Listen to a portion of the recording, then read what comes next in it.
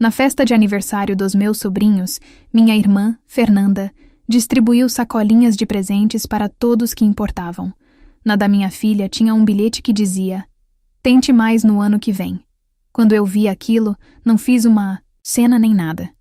Peguei minha filha, olhei para o meu marido e fomos embora.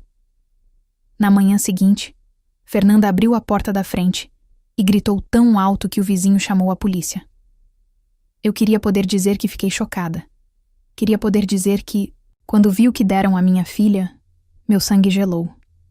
Ou que o tempo passou mais devagar. Ou seja lá o que as pessoas dizem naqueles momentos dramáticos de filmes. Mas a verdade parecia algo que eu já estava esperando. Não de uma forma esperançosa, de uma forma que parece um pouco como: claro que está chegando. A festa foi realizada na casa da minha irmã, que é basicamente um quadro do Pinterest que ganhou vida. Arcos de balões gigantes em cores perfeitamente coordenadas. Uma mesa de sobremesas que parecia ter seu próprio gerente de relações públicas. Camisetas combinando para os aniversariantes, gêmeos, que diziam: "Nascidos para brilhar." Crianças corriam por aí com sacolas de festa costuradas à mão, agarradas como um tesouro. Minha filha agarrou a dela. Ela tem 7 anos. Usava a faixa de cabelo brilhante que escolheu naquela manhã. Aquela que disse que a fazia se sentir como uma galáxia. Estava nervosa antes de chegarmos. Ela sempre fica com grandes multidões. Mas praticou dizer feliz aniversário no carro 2 vezes. Até fez 2 pequenos cartões, um para cada primo. Desenhou pequenas estrelas neles. Assinou com amor. Eu estava orgulhosa dela só por aparecer. Meu marido e eu ficamos perto da mesa de comida, trocando conversas educadas com pessoas que mal conhecíamos. Eu tentei ignorar como Fernanda mal nos reconheceu. Como minha mãe me deu aquele sorriso frágil que dizia: "Não comece nada." Como meu pai apenas assentiu uma vez e voltou a esculpir o presunto como se aquilo exigisse foco cirúrgico. Então, eles começaram a entregar os sacos de presente. Cada um tinha o nome da criança em letras brilhantes. Bichos de pelúcia. Varinhas de bolhas. Garrafas de água personalizadas. Um pequeno chaveiro com a primeira inicial. Um por um, as crianças sorriram e rasgaram os pacotes como se fosse manhã de Natal. Então, entregaram um para minha filha. Um saco de papel branco simples. Sem glitter. Sem nome. Apenas um único bilhete adesivo colado torto na frente com a caligrafia da minha irmã. "Tente mais no ano que vem." Minha filha piscou, como se talvez estivesse lendo errado. Como se talvez houvesse algo dentro que explicasse a piada. Ela pegou um giz de cera quebrado, uma borracha usada, uma bala de hortelã embrulhada que parecia ter estado chacoalhando na bolsa de alguém. Era isso. Eu vi sua garganta apertar. Ela olhou para mim. Eu senti seus pequenos dedos se aproximando dos meus, como se ela estivesse se preparando para algo. Como se talvez pensasse que tinha feito algo errado. E então, veio a risada dos adultos. Fernanda riu primeiro. Aquela risada alta e aguda que ela dá quando quer que todos saibam que ela é a responsável pela piada. "Ela tem feito isso ultimamente", disse acenando como se fosse fofo, interrompendo, respondendo, chorando por coisas pequenas. Isso é só um pequeno chamado para acordar. Minha mãe riu. Honestamente, é bom para ela. Você a abraça demais. Até meu pai resmungou um pouco, meio rindo, como se tudo fosse estranho, mas inofensivo. As outras crianças riram também. Elas não sabiam por quê. As crianças nunca sabem, mas seguiram o exemplo. Minha filha sorriu. Aquele sorriso tenso e trêmulo que as crianças dão quando estão tentando não chorar. Meu marido olhou para mim, não com choque, com algo mais calmo, mais firme. Ele se agachou ao lado dela, pegou a bolsa gentilmente de suas mãos e disse: "Você não precisa disso. Vamos pegar um bolo de verdade." Nós nos levantamos. Eu não disse uma palavra. Nem ele. Pegamos as mãos dela e saímos daquela casa como se estivéssemos saindo de um prédio em chamas. Ninguém tentou nos impedir. Ninguém nos chamou. Nem mesmo Fernanda. Em casa, Minha filha sentou no sofá e olhou para as estrelas brilhantes em seus cartões de aniversário, como se elas pudessem se reorganizar em uma razão. Ela perguntou: "Foi porque eu não disse obrigada rápido o suficiente?" Eu respondi: "Não, querida. Foi porque algumas pessoas esquecem como ser gentis", ela assentiu.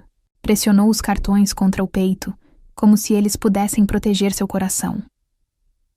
Adormeceu no sofá, enrolada sob o cobertor macio que o pai lhe deu no último Natal, aquele que diz: "Você está segura, você é forte, você é amada." Sentei-me na cozinha enquanto meu marido fazia chá. Nenhum de nós disse muita coisa. Não precisávamos. Isso não era novidade, apenas definitivo. Depois de um tempo, ele disse: "Vamos parar com aqueles pagamentos, o aluguel, a energia elétrica e tudo mais." Eu assenti. Abri a gaveta onde guardávamos as coisas importantes. Tirei a pasta que eu vinha organizando silenciosamente ao longo dos anos. Mensagens, fotos, uma impressão do e-mail onde Fernanda perguntou se eu poderia cuidar dos filhos dela por uma semana, para que ela pudesse fazer uma viagem de redefinição solo, muito necessária. Os recibos do Pix.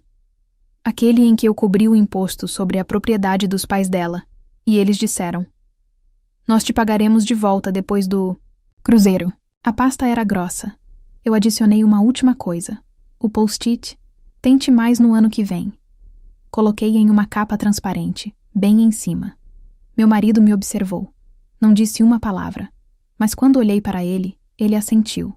Não como alguém dando permissão, mas como alguém dizendo: "Finalmente. Amanhã de manhã eu deixo algo." Quieto, sem mensagem, sem confronto. Só a verdade. Eles quiseram dar uma lição na minha filha. Tudo bem, eles estavam prestes a aprender uma também. Não começou com a minha filha. Essa é a parte que realmente dói. Nunca deveria ter chegado até ela. Ela deveria estar segura, protegida, amada por toda a sua família, não apenas aquela em que ela nasceu. Mas começou muito antes dela. Começou comigo.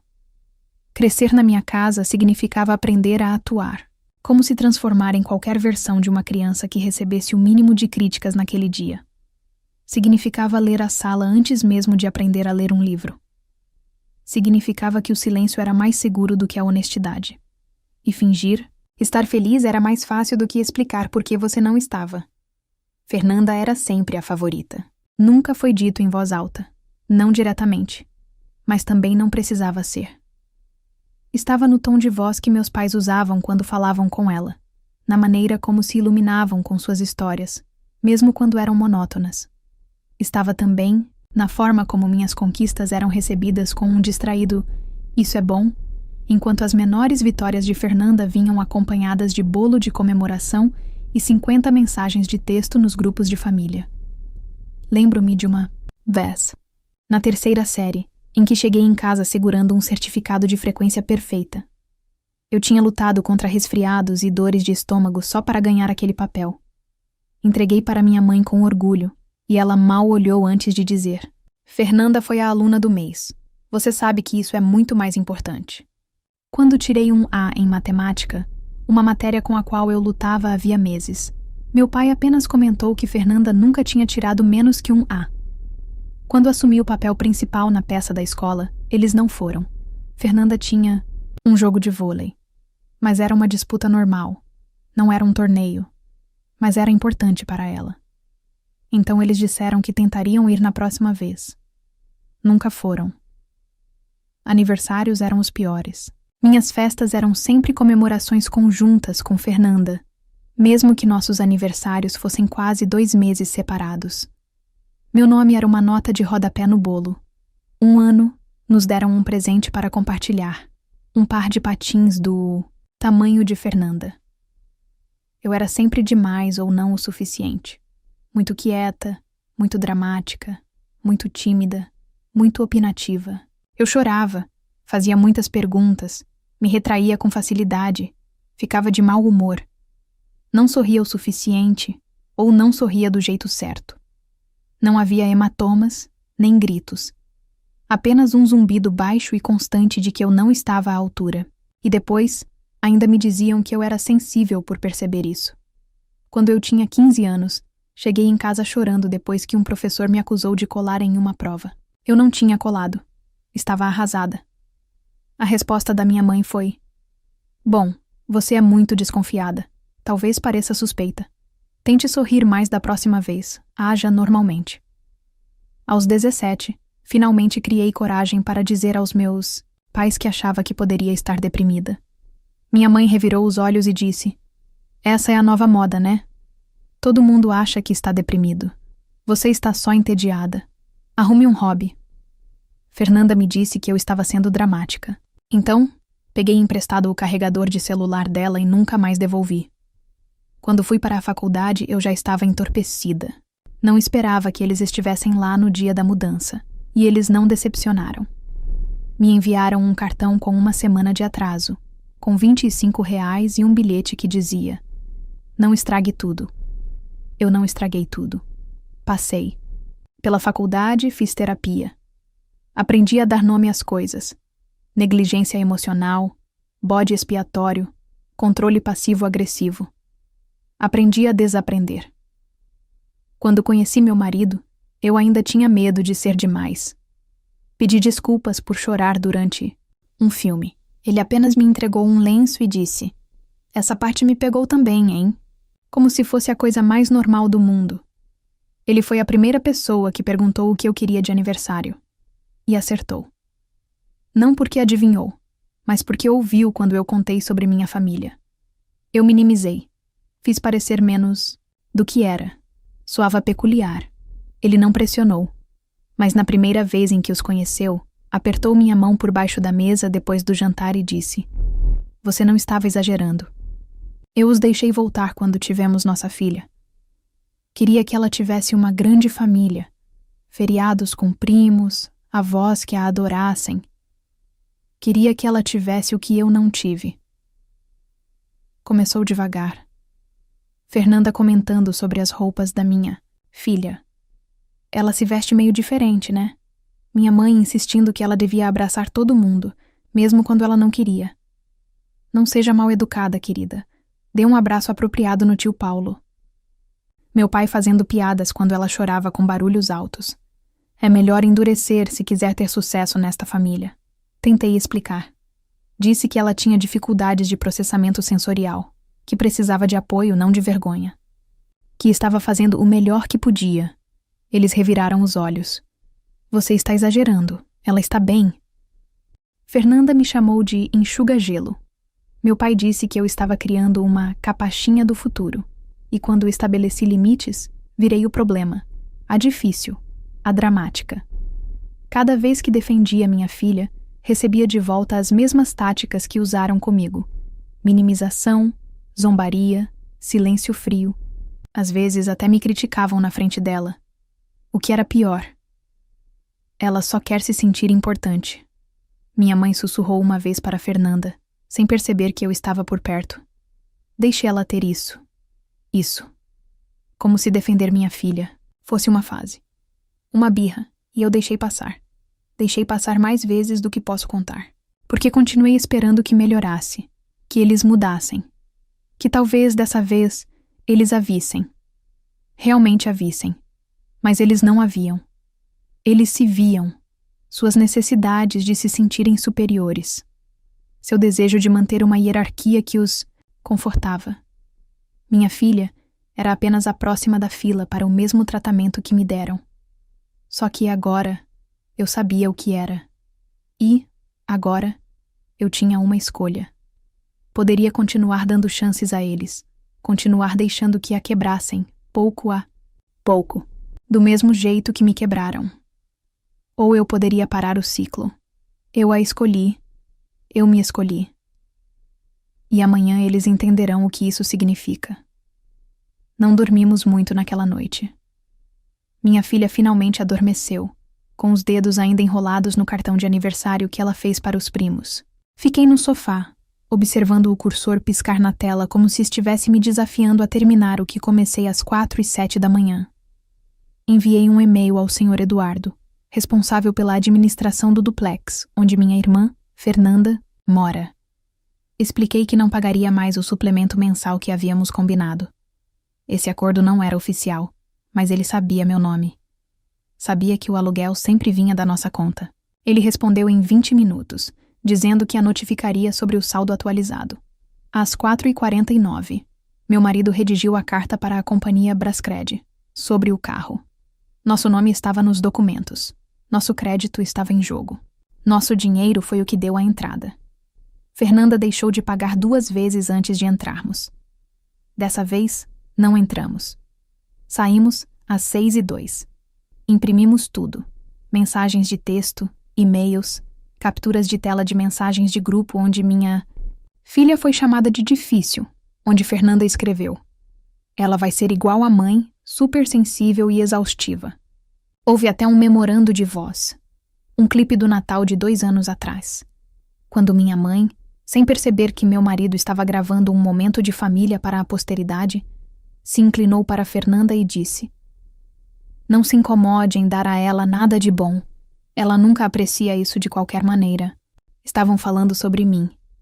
Às 7h da manhã, estava tudo na pasta, etiquetada como anotada e amarrada com uma fita carmesim. Encontrei na gaveta de lixo uma fita de um dos aniversários dos filhos de Fernanda. Não planejei essa parte, mas parecia certo. Às 7h30, dirigimos até a casa da minha irmã. Sem palavras. Apenas o envelope. Meu marido o colocou com cuidado no capacho. Tocamos a campainha e saímos. Estávamos na metade da rua quando ouvimos o grito.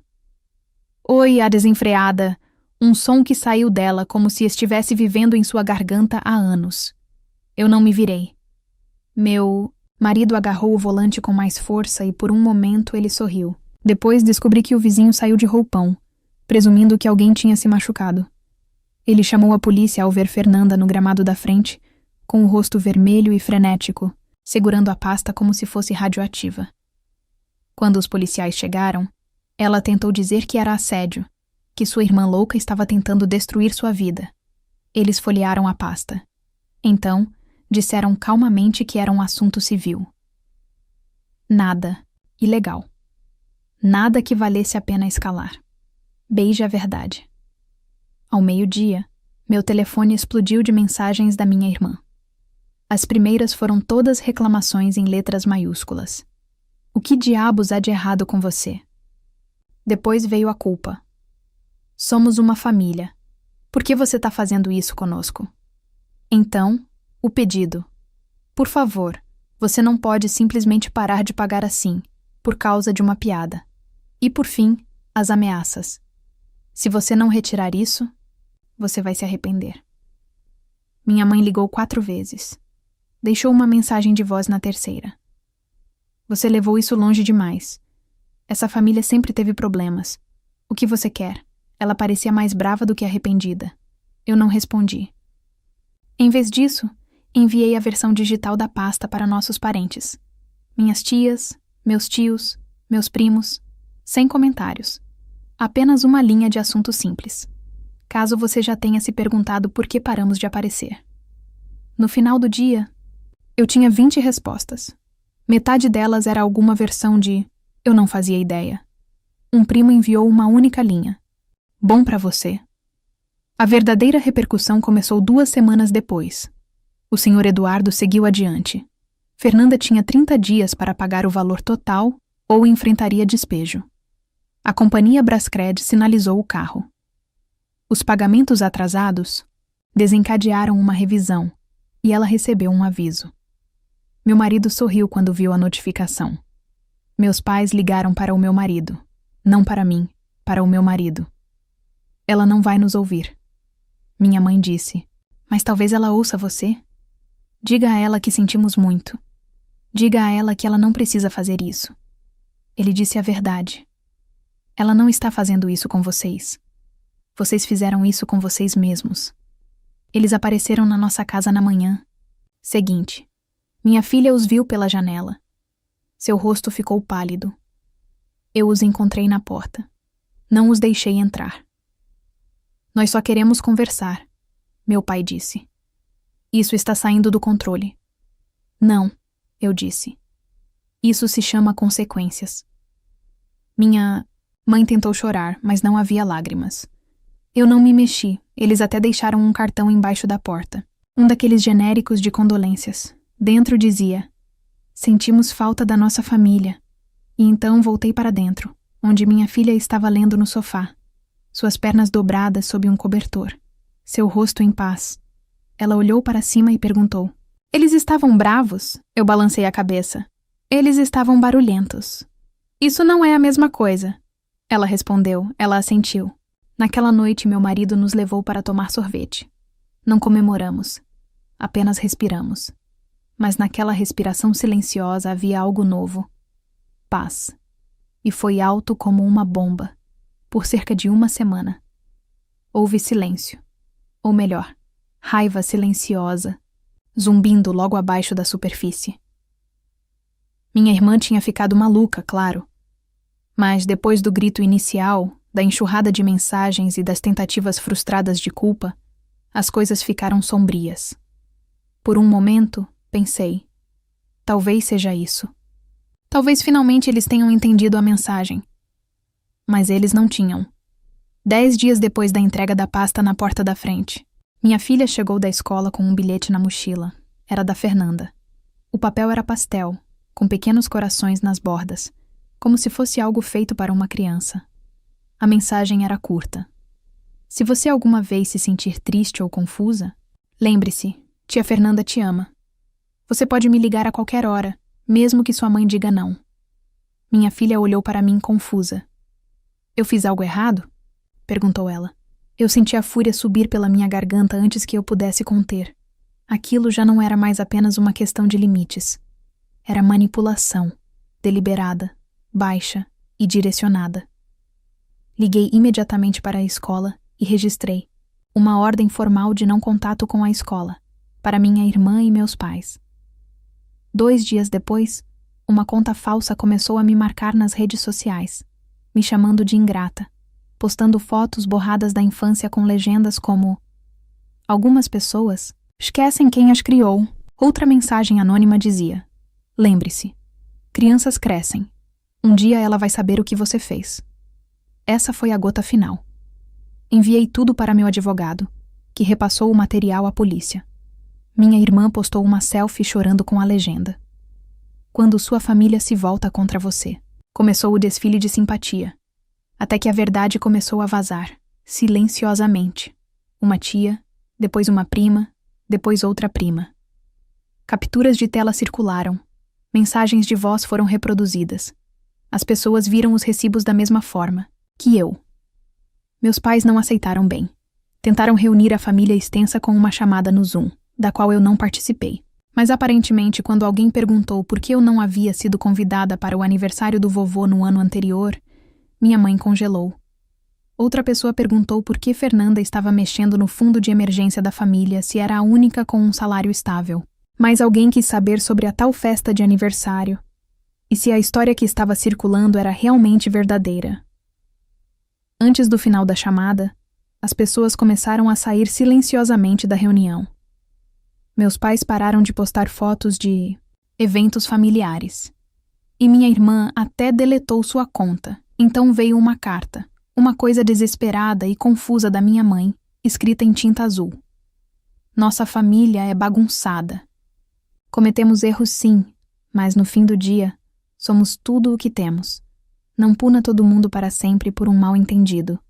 Sua filha vai se arrepender dessa distância, assim como você. Eu não respondi. Em vez disso, emoldurei a carta e pendurei, ao lado do post-it que começou tudo. Tente mais no ano que vem. Depois disso, ajudei minha filha a pendurar luzes de fada em volta de sua nova cama. Ela escolheu as macias, as que mudavam de cor lentamente, como respiração. Sua respiração tinha mudado. Agora estava mais leve, mais suave, não mais tensa. E contida, como antes. Ela fez novas amizades. 2 garotas da aula de arte. Almas doces, curiosas e gentis, que não riam quando ela precisava tapar os ouvidos ou fazer pausas.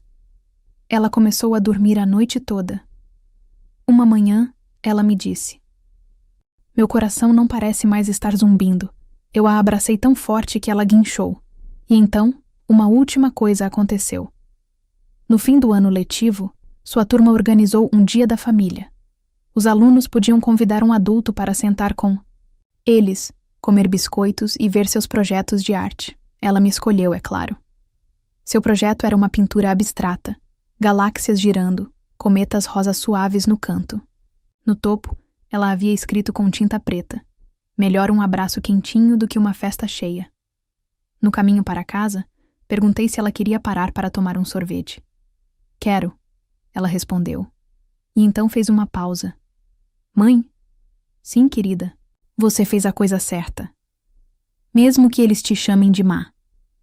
Mesmo que eles nunca mais falem com a gente. Você fez a coisa certa. Pisquei forte, tentando segurar o nó na garganta. Obrigada, querida. Isso significa tudo. Ela se recostou no banco, sorrindo. Mais tarde naquela noite, verifiquei meu e-mail uma última vez antes de dormir. Havia uma nova mensagem de Fernanda. Sem assunto. Sem saudação. Apenas 6 palavras. Você está feliz. Agora? Você ganhou? Eu não respondi. Não precisava. Porque ela estava errada. Eu não ganhei. Eu fui embora. E pela primeira vez na minha vida, eu não olhei para trás. Talvez eu tenha ido longe demais. Ou talvez eu não tenha ido longe o suficiente. Às vezes ainda me pergunto se eu deveria ter falado mais naquela festa. Ou se sair em silêncio foi a melhor coisa que eu poderia ter feito. Eu me pergunto o que minha filha vai se lembrar daqui a alguns anos.